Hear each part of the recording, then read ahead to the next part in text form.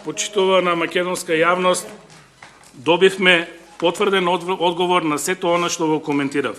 На заменик министерот за транспорт и врски не му е јасно каде се тие антички градови, каде се тие културни наоѓалишта што ќе се најдат на трасата. Тоа е проблемот, заменик министер, што никој не знае што има по трасата. И вие не знаете, затоа се прашувате каде се.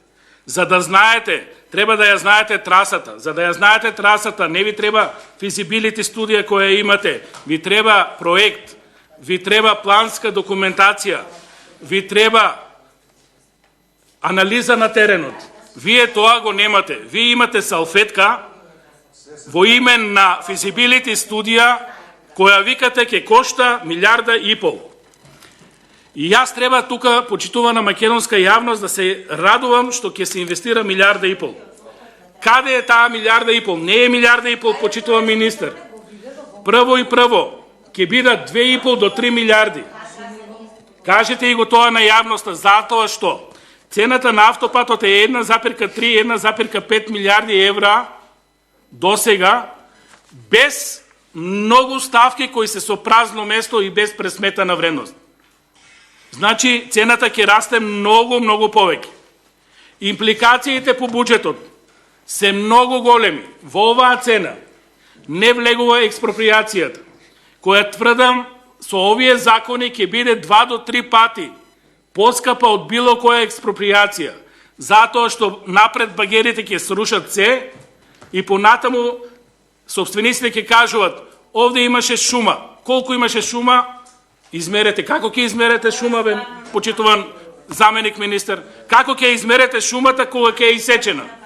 Како ќе направите супер вештачење? Како ќе ги спротиставите мислењата? Како? Кога е исечена шумата? Ќе ви каже овде имаше куќа.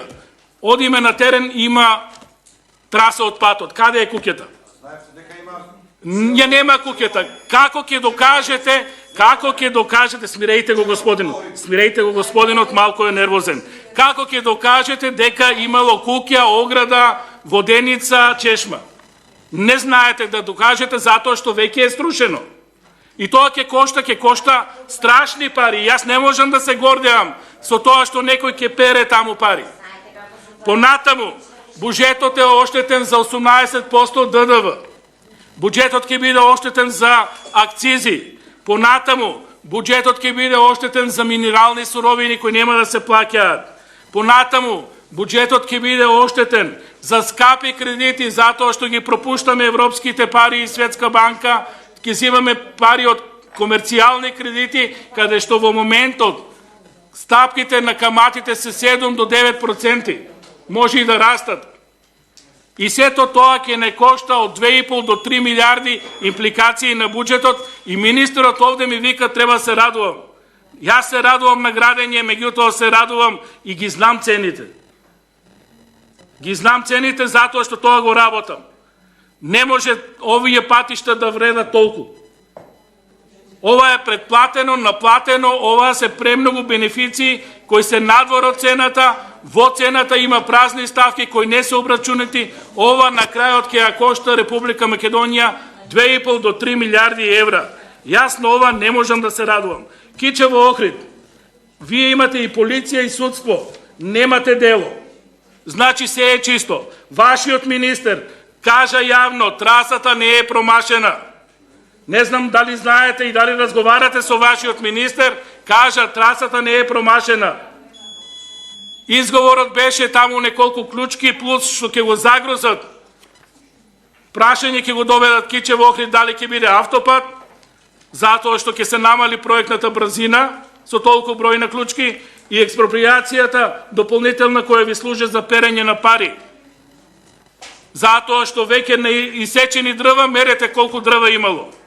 Е тоа го правите и сега правите пред јавноста с големини цени за експроприација. Ова е крадење, ова е надоградување на патот Кичево Охрид, кое сега е надоградено, усовршено во новиите автопатишта 8 и 10. Благодарам.